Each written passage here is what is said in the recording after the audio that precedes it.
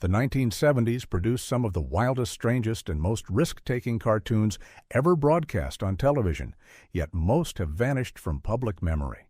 These animated experiments pushed boundaries with risky humor, odd character designs, and themes that feel impossible for modern networks to approve. Today, we travel back through dusty film reels to rediscover 25 forgotten cartoons that would never air today. Number 25, Rickety Rocket, 1979. Rickety Rocket blasted onto screens as part of the Plastic Man comedy adventure show, bringing viewers a futuristic world driven by style, attitude, and youth culture. The series centered on 4 black teenagers who built a talking homemade rocket from spare parts, turning their scrapyard invention into a crime-solving machine. While the premise carried energy and optimism, the execution reflected the 70s approach to representation, which often relied on exaggerated slang and broad personality traits.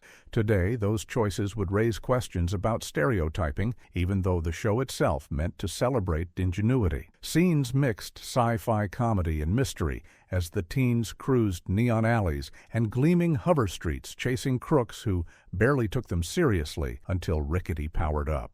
Modern audiences may be surprised by how boldly the show mixes futurism with street culture, all packaged inside fast-paced segments that celebrated teamwork but leaned heavily on now outdated character tropes that would not survive contemporary scrutiny. Number 24, Casper and the Angels, 1979. Casper and the Angels transported the friendly ghost into a futuristic world filled with flying patrol bikes, space criminals, and 2 glamorous police partners named Minnie and Maxie. The show attempted to merge the softness of Casper with the rising popularity of action-based sci-fi adventures. What resulted was a strange tonal blend that only the 70s could deliver. Casper drifted through the metal skyline, trying to bring kindness into a society obsessed with speed and technology, while the Angels chased thieves blasting across neon highways. Although meant to be progressive with women leading the action, the show undercut itself by framing many moments through stylized exaggerations of femininity that modern standards would flag as outdated. The series also borrowed loosely from live-action police programs, giving the cartoon a surprising edge. Today, its mixture of sweetness, futuristic chaos, and dated character presentation makes it a relic unlikely to return to mainstream screens. Number 23, Galaxy Goofups, 1978. Galaxy Goofups took classic Hanna-Barbera mascots like Yogi Bear, Huckleberry Hound, and others and hurled them into space as incompetent intergalactic officers who preferred disco partying over actual patrol duties. The show played heavily on the disco craze with glowing dance floors, alien nightclubs, and comedic missions repeatedly derailed by music-powered chaos. At the time, children loved the color, the silliness, and the constant rhythm, but revisiting the show reveals how deeply it leaned on 70s cultural fads. The humor often depicted law enforcement as clueless and irresponsible, a tone modern executives would avoid for children's programming. Its depiction of alien cultures also reflected the broad caricature approach common in the era, which modern producers would treat cautiously. Still, the series is an energetic snapshot of its time-blending space opera spirit with disco fever in a way that makes it unforgettable yet nearly impossible to revive today. Number 22, Buford and the Galloping Ghost, 1978. Buford and the Galloping Ghost paired 2 wildly different worlds, the misty southern swamps and the dusty frontier ghost towns. Buford, the lazy but loyal bloodhound, solved crimes between naps, while the Galloping Ghost raced through the afterlife, causing comedic trouble. This odd fusion came from the loose, anything-goes creativity of late 70s cartoon design. Every episode shifted tone between supernatural antics and backwoods detective mysteries, creating a show that felt both experimental and inconsistent. Modern standards would challenge several portrayals, including exaggerated Southern stereotypes and frantic ghost slapstick that leaned heavily on non-stop physical humor. Despite its flaws, the series carried a genuine charm, with Buford using intuition rather than speed, and the Galloping Ghost acting like a whirlwind of unpredictable energy. It remains a peculiar creation that could only exist during a decade, unafraid to experiment with strange character pairings and tonal leaps. Number 21, Captain Caveman and the Teen Angels, 1977. Captain Caveman and the Teen Angels followed three fashionable young detectives who discovered a prehistoric hero frozen inside a block of ice. Once thawed, he became their loyal companion, using superpowered club swings and thunderous roars to defeat criminals. The show borrowed its structure from crime-solving teen mysteries, but jolted it with caveman slapstick and chaotic energy. Although entertaining, the series reflected many stylistic choices that modern audiences would view as outdated, particularly the heavy reliance on stereotype-based humor and a dynamic built around three glamorous teens guiding a bumbling prehistoric man. The contrast produced comedy, but also reinforced dated gender roles and exaggerated characterization. Still, the show delivered fast-paced adventures and memorable action scenes as Captain Caveman unleashed impossible gadgets stored beneath his shaggy fur. Its blend of mystery formula and wild prehistoric antics makes it a classic artifact unlikely to be recreated today. Number 20. I Am the Greatest: The Adventures of Muhammad Ali, 1977. This animated series placed the legendary boxer into a globe-trotting hero role as he voiced his own character and battled villains, disasters, and mysteries. The concept aimed to inspire young viewers with themes of bravery, justice, and personal discipline. Yet the execution reflected the limitations of 70s animation, with simplified storylines, uneven pacing, and exaggerated caricatures of foreign cultures. The show presented Muhammad Ali as a larger-than-life adventurer, mixing boxing sequences with spy-like missions that took him from deserts to jungles to futuristic laboratories. While well-intentioned, it often framed entire cultures through broad stereotypes and unrealistic portrayals, a practice networks avoid today. Despite this, the presence of Ali himself added authenticity as his strong personal values guided the series' moral lessons. The cartoon remains an unusual relic, blending sports iconography with action-adventure formulas in a way only the 70s dared to attempt. Number 19. Baggy Pants and the Nitwits, 1977. Baggy Pants and the Nitwits divided each episode into two completely different segments. The Baggy Pants half paid tribute to silent-era pantomime comedy, starring a Chaplin-inspired cat navigating a world of slapstick obstacles. The Nitwits half followed an elderly superhero duo who attempted to fight crime despite being forgetful, slow, and hilariously unprepared. This mismatch created a show that felt experimental and unpredictable, capturing the anything-can-happen attitude of the decade. Modern standards would not allow many of the exaggerated portrayals of age, nor the chaotic gags built around frailty and confusion. Still, the series carried a strange charm by mixing old Hollywood physical humor with surreal superhero antics. It also stood apart by celebrating the silent film tradition at a time when few children recognized its influence. Today, it survives as a curious fusion of nostalgia and absurdity that belongs firmly to its era. Number 18. CB Bears, 1977. CB Bears attempted to capitalize on the CB radio craze that swept through pop culture in the mid-70s. The anthology format featured 6 rotating segments, but the title trio took center stage as costumed bear detectives who received missions via radio call before racing off in a garbage truck-shaped command vehicle. The show mashed detective tropes with trucking culture slapstick chase scenes and comedy that relied heavily on frantic pacing. Many of the segments showcased depictions and character types that modern standards would treat as outdated, including stylized dialect humor and exaggerated regional stereotypes. Despite these issues, the show displayed a wild creativity, using anthropomorphic animals to parody crime dramas while riffing on a real cultural moment. Its neon colors, loud energy, and rapid shifts between tones make it a time capsule of 70s experimentation that would never be produced in the same way. Today, number 17. Space Sentinels, 1977. Space Sentinels introduced a trio of youthful heroes, Hercules, Astra, and Mercury, each inspired by mythic figures, but reimagined as interstellar guardians. Their mission was to protect Earth from alien threats, rogue machines, and cosmic disasters, while operating from a high-tech orbiting station.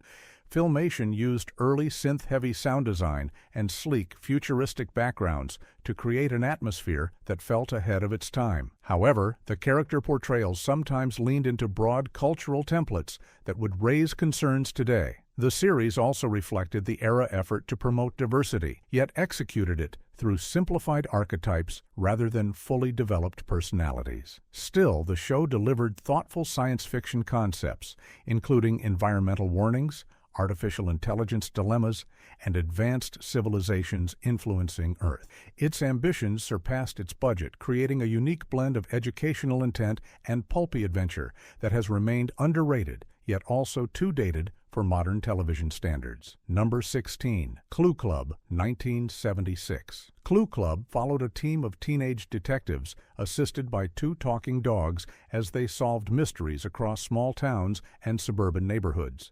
The series clearly drew inspiration from earlier teen sleuth formulas, yet added its own technological twist through gadgets, radio gear, and scientific tools. While the mysteries were engaging, the portrayal of certain characters and community stereotypes reflected the era tendency to exaggerate personality traits for humor. Scenes involving authority figures often depicted them as clueless or easily misled, something modern networks consider risky for young audiences. Despite these elements, Clue Club delivered tightly structured investigations with logical clues and satisfying reveals. The talking dogs Woofer and Whimper offered comic relief, while the human detectives maintained a steady pace of discovery. The blend of mystery, teamwork, and light comedy made the show memorable, but its dated portrayals ensure it would struggle to find a place in today's programming landscape. Number 15. Jabberjaw, 1976. Jabberjaw followed a towering talking shark who drummed in an underwater rock band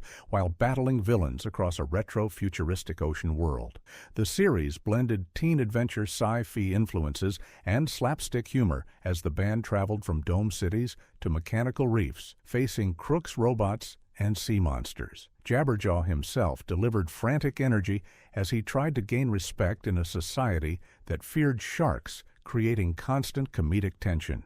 Beneath the zany surface, the show leaned heavily on caricature-based humor and pop culture mimicry, drawing directly from the success of other teen mystery formulas. Modern standards would challenge several portrayals, including exaggerated accents, fast-paced stereotyping, and chaotic action sequences built purely for spectacle. Yet Jabberjaw remains a vivid symbol of the 70s animation boom, when creators freely mixed rock music, science fiction, and broad comedy without restraint. Its joyful chaos ensures it is remembered fondly, even though it would not air unchanged today. Number 14. The Great Grape Ape Show, 1975. The Great Grape Ape Show introduced a massive purple gorilla 40 feet tall who traveled the country with his beagle friend Beagle, solving problems and causing mayhem. Grape Ape, enormous but gentle, created instant spectacle as he lumbered over highways, forests, and small towns, repeating his signature catchphrase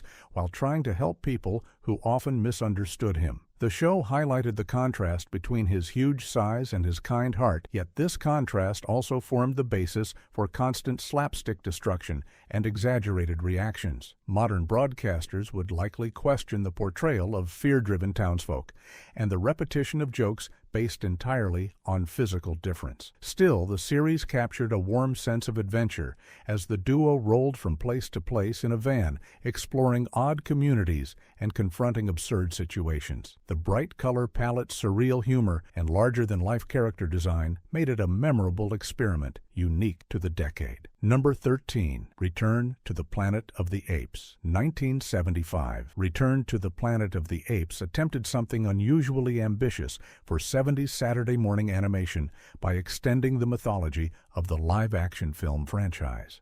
The series used stylized, limited animation, yet embraced complex world-building featuring underground human societies, militaristic ape factions, and evolving political tensions. The tone was darker than most children's shows, presenting a society shaped by fear, revolution, and clashing ideologies. Although earnest, the portrayal of advanced ape civilizations adopting exaggerated authoritarian traits often simplified real-world social structures in ways that modern producers would avoid. Even so, the show delivered a surprising depth, including ongoing story arc, moral debates, and themes of oppression rarely explored in youth programming. The series stands as an example of how ambitious animation could be during the decade despite budget constraints. Its mix of dystopian atmosphere, action sequences, and philosophical undertones ensures it remains remembered by fans while remaining unlikely to be revived unchanged today.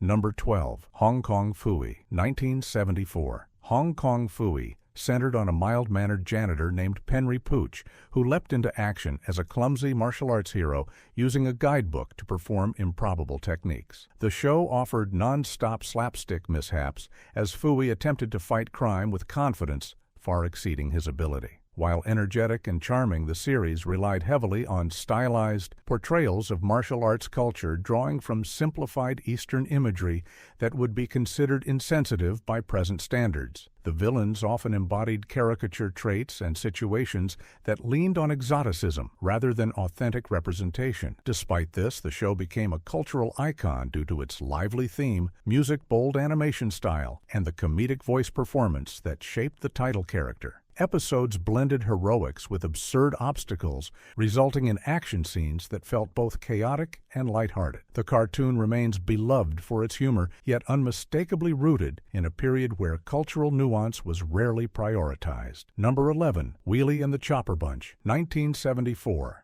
Wheelie and the Chopper Bunch featured sentient vehicles navigating a world where cars, motorcycles, and scooters behaved like humans, forming rival gangs and racing through bright mechanical landscapes. Wheelie, a heroic red race car, faced constant harassment from a mischievous motorcycle gang called the Chopper Bunch, who plotted pranks, chases, and sabotage.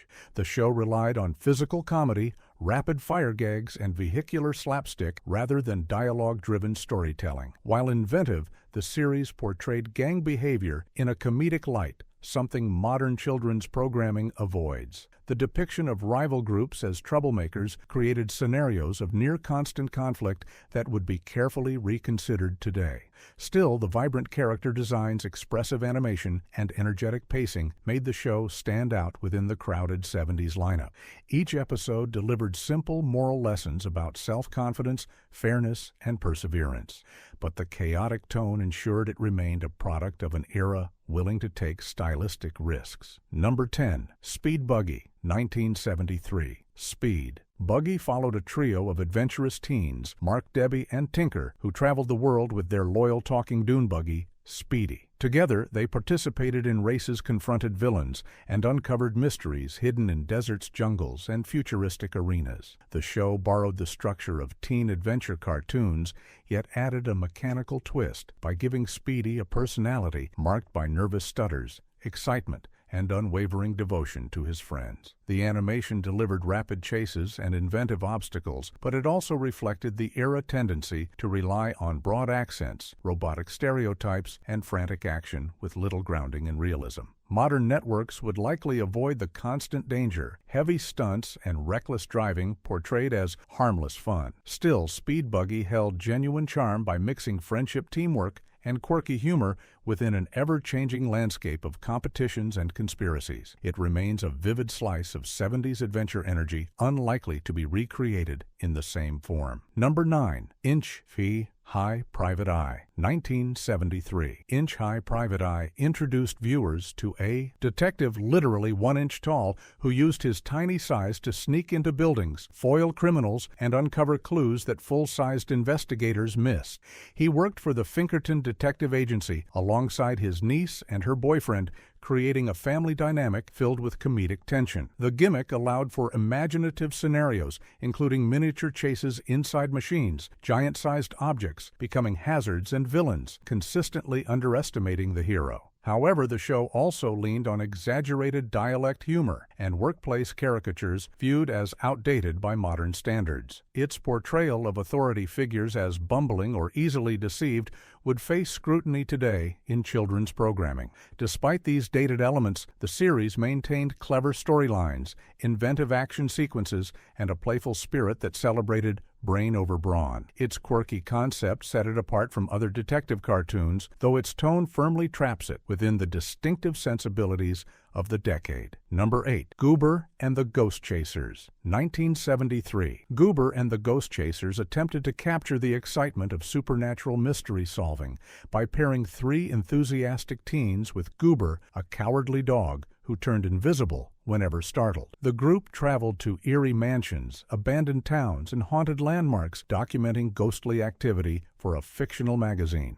The show blended comedy and suspense, but often fell back on frantic chase scenes and predictable jump scares. Modern standards would question its repetitive portrayal of fear and panic, along with certain caricature-driven characters used for humor. Yet the series offered surprisingly atmospheric settings, with fog-drenched graveyards, flickering lanterns, and villainous figures disguised as phantom. Goober himself became the emotional heart of the show, balancing nervousness with bravery when the team faced danger. The series stands as one of many attempts during the decade to replicate the teen mystery formula while adding supernatural flair, though it would not air today without significant reworking. Number 7. The Amazing Chan and the Chan Clan, 1972. The Amazing Chan and the Chan Clan brought the legendary fictional detective Charlie Chan into animated form, accompanied by his 10 energetic children who formed both a mystery-solving squad and a pop band. While the series intended to honor the classic detective tradition, it reflected outdated cultural portrayals, including simplified Eastern imagery and exaggerated accents. Despite these issues, the show aimed to empower the children as resourceful problem solvers using gadgets, music, and teamwork to outwit criminals. Each episode combined family comedy with elaborate mystery setups, often involving heists, disguises, and globe-spanning travel. The animation was lively, yet the characterizations lacked nuance, a common trait of the period. Modern broadcasters would avoid many of the representational choices, even though the series attempted to deliver positive messages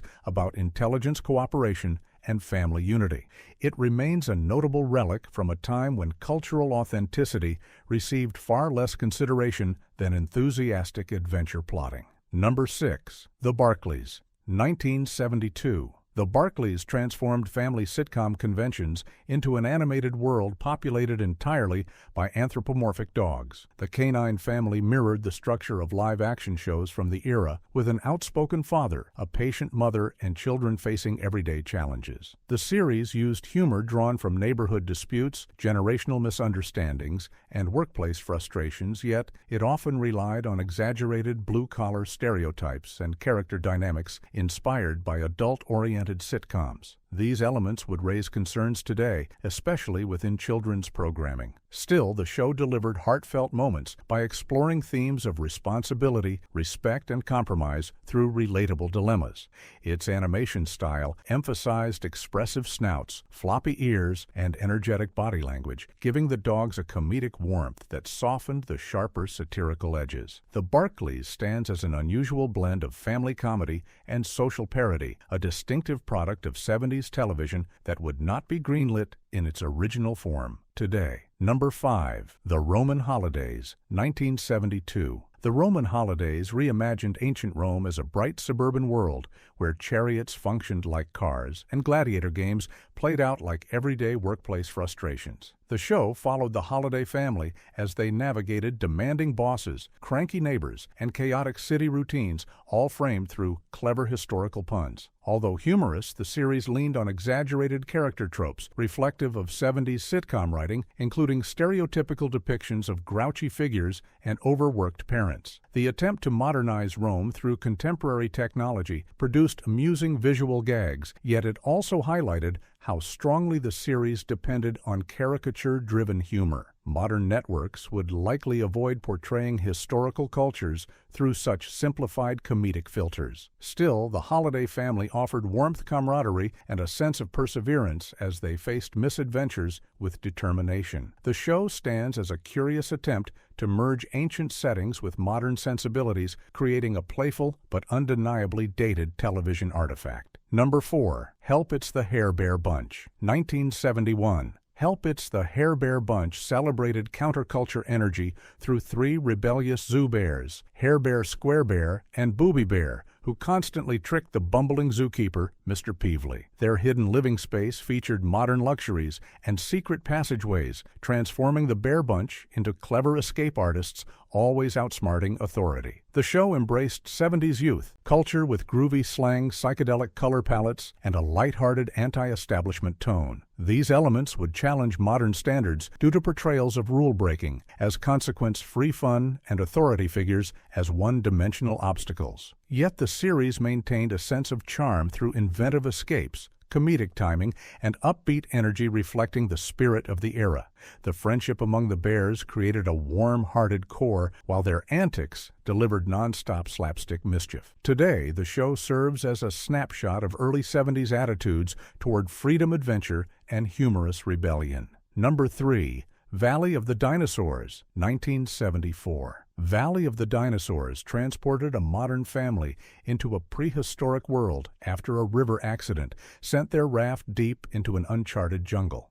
The family joined forces with a friendly native tribe, creating a blended community that worked together to survive volcanic eruptions, hunting challenges, and territorial predators. The series often blended adventure with educational elements, teaching viewers about cooperation, resourcefulness, and nature-based problem-solving. However, it also reflected outdated portrayals of indigenous cultures, simplifying their traditions and speech patterns for young audiences. Modern networks would view these depictions as lacking cultural sensitivity despite the show's intention to promote friendship and unity. Still, its adventurous tone, lush prehistoric landscapes, and creature encounters created a memorable survival series that stood apart from typical comedic cartoons. The combination of teamwork, danger, and discovery made it an engaging product of its era, though one unlikely to return in its original form. Number 2. Devlin, 1974.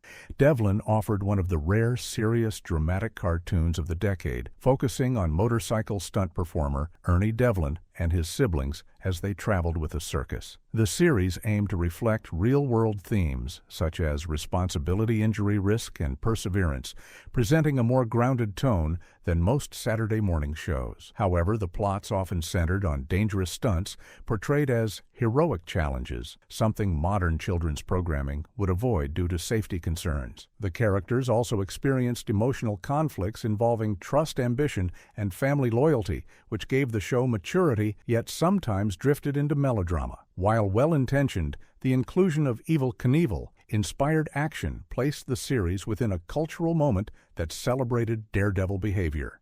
Devlin remains notable for its attempt at realism, though its focus on injury-prone spectacle makes it unlikely to reappear on contemporary networks without major reworking. Number 1. Partridge Family, 2000 AD, 1974. Partridge Family, 2000 AD, launched the famous musical family into a futuristic world filled with robot maids, teleportation devices, and sleek floating cities. The show attempted to blend pop music charm with Jetsons-style sci-fi concepts while maintaining the family-friendly warmth of the original live-action series. Yet the animated adaptation relied heavily on exaggerated character behaviors, simplistic plots, and idealized depictions of future society. Many episodes used comedic situations built around outdated portrayals of technology and stylized futuristic cultures, making the show feel both imaginative and unintentionally dated. Modern broadcasters would likely avoid mixing celebrity likenesses with broad sci-fi caricatures and overly optimistic futurism. Still, the series offered colorful world-building upbeat songs and family unity as the Partridges navigated strange planets and quirky dilemmas. It remains a peculiar pop culture experiment, reflecting 70s fascination with futurism music and shiny animated optimism. The 1970s unleashed a wave of daring, unpredictable cartoons